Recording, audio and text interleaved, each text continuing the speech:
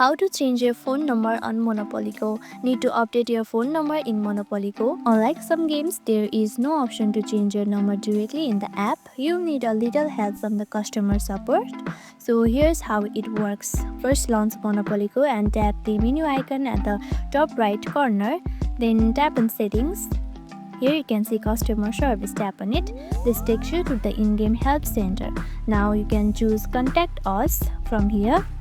You can see chat with us. Just open it, chat with us. And you can just describe your request, like you can say something like I need to change my phone number. Now once you type in your request, send it. Now you likely get response in here. Now once they update your account, reply or follow the instruction from here. And that's it. That's how you change your phone number in Monopoly Go. If you found this guide helpful, don't forget to hit the like button and subscribe for more tips and tutorials. Thank you for watching.